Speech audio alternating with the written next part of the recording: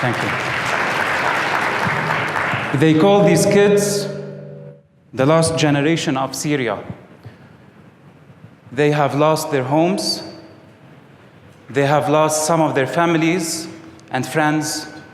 They have lost hope. They have lost everything. And at such a young age, they have seen unspeakable things. They have seen massacres. They have seen disasters and destruction and war. They have seen death. But these kids in particular have regained hope, as you can see. But before I share their story, I would like to tell you a little bit about the Middle East. So in this small part of the world, you will find only 5% of the world's population. And in this 5% of the population, you will have half of the world's global terrorist attacks. Talk about proportions. You will find also almost 60% of the world's refugees. You will find almost 70% of the world's battle-related deaths. And you will find almost 18% of the world's conflicts. And almost half of the world's internally displaced. And I'm sure you hear all the time news about the Middle East and the conflict and violence. We are bombarded by the news by such things that happen.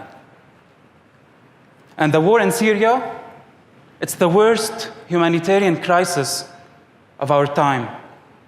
It's been running on for 7 years now. Complete destruction of a country and a people. Half of the population have been affected by this war.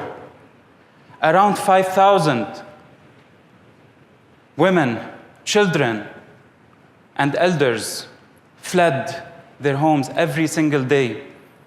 And almost 500,000 people have been killed, and people are still dying every single day in Syria.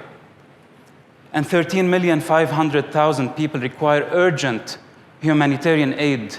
They need food. They need basic living conditions to be able to survive.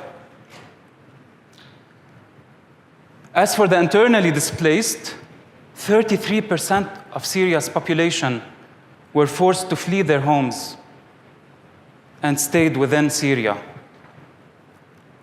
And 21% of the Syrian population, or around 5 million people, they fled their homes and were scattered all over the world. A lot of them went to Turkey, a lot of them went to Jordan, and 22% of the externally refugees of Syria, or 1.5 million, they came to Lebanon.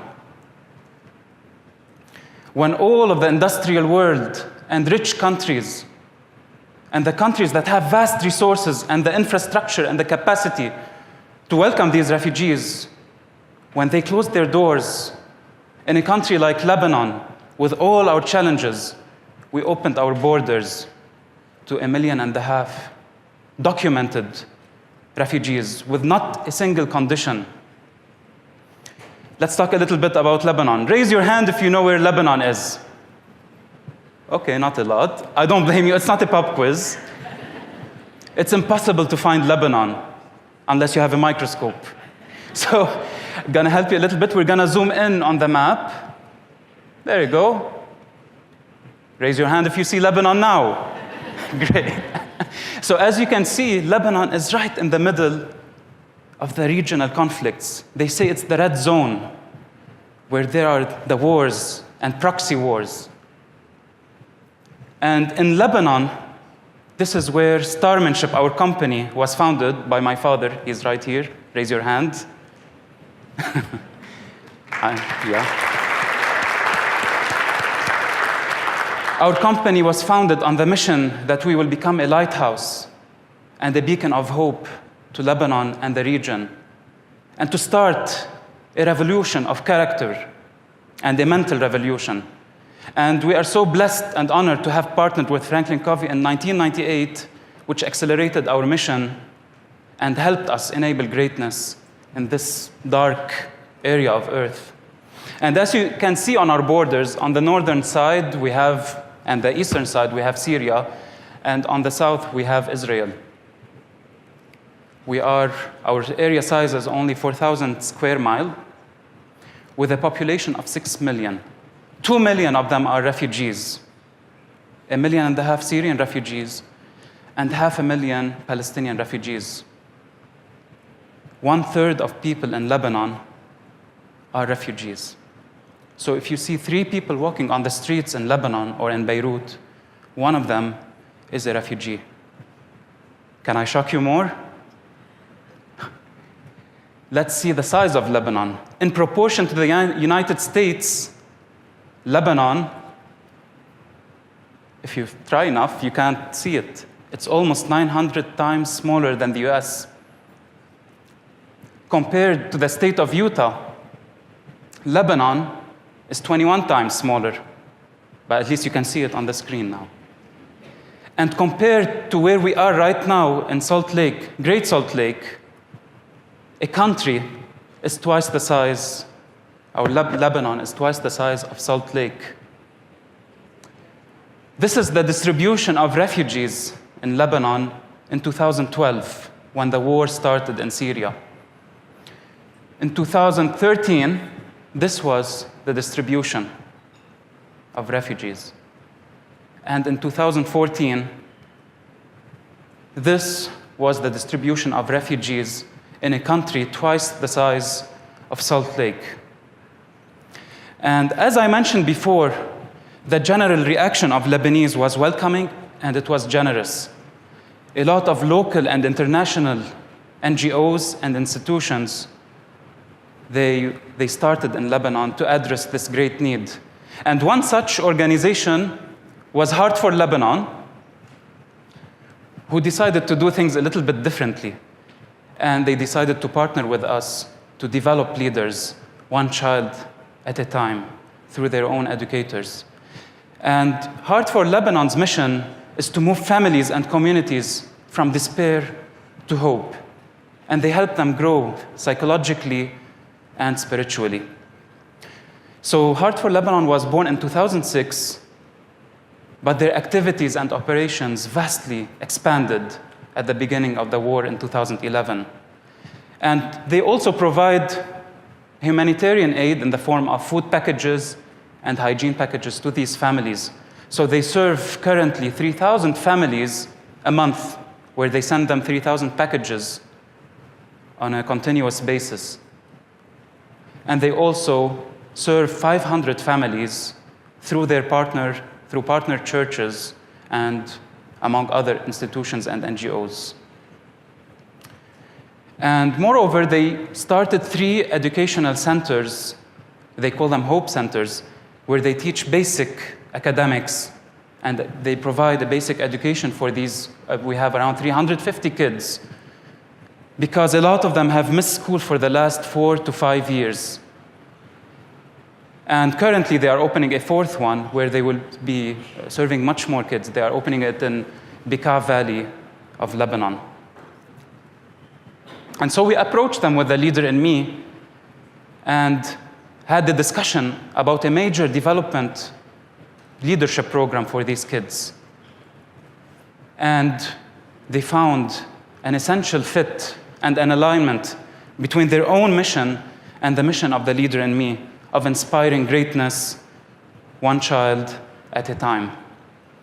And the results till now, 1 year after this journey, the kids are loving the 7 habits. The results are phenomenal. And they are finding ways to implement and apply and use these 7 habits on a daily and continuous basis.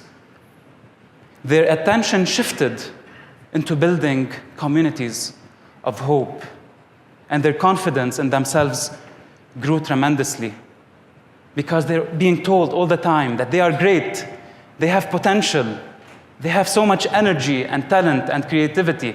All they need is to unleash this potential. And as you can see from the pictures, these are examples of the self-organized activities that they have done, and which they took them back home to their own parents and back to their communities. They set up also leadership roles.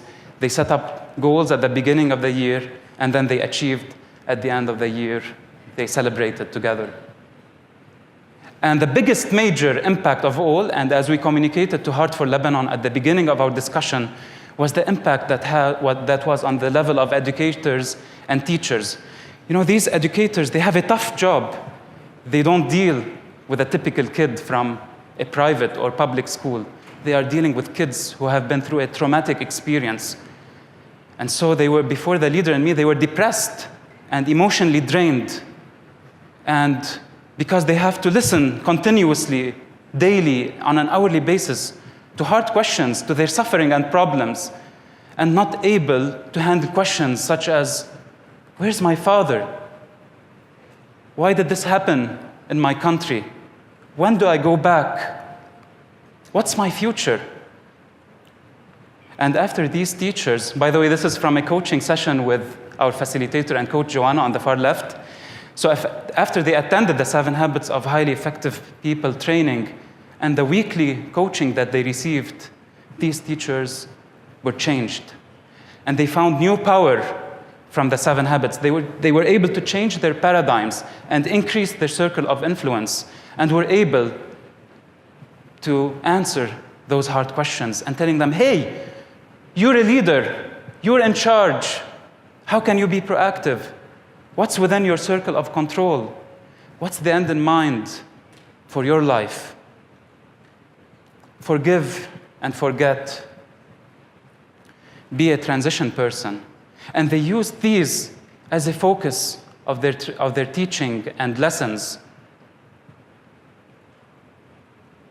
and were able to carry on and honor the mission. Can we read this together? It takes a whole new meaning with refugees. Okay? Leadership is communicating people's worth and potential so clearly that they are inspired to see it in themselves. Refugees don't need tears. They don't need pity, nor sympathy. They need empowerment. They need someone to believe in them. And they need to have their voices restored. And we at Lebanon, we've been spreading the mission of the 7 habits. And the results have been far beyond our expectations. We're working with the most privileged kids from private schools in the National Evangelical Synod of Lebanon, and the results are phenomenal. We're also working with less privileged kids with Ahmadis. We're delivering 7 Habits 14s for the youth, and they also had their lives impacted. And as you have seen, we are working with refugees. And we couldn't have done it without first the grace of God, without the great work and wisdom of Dr. Stephen Covey and Mr. Sean Covey, and the valuable contribution of Ms. Muriel Summers and Bill. And yeah.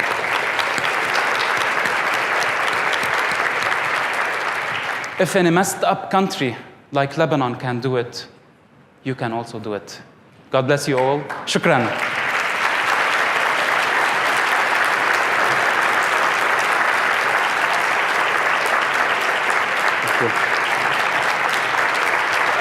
Thank you. Thank you. Thank you.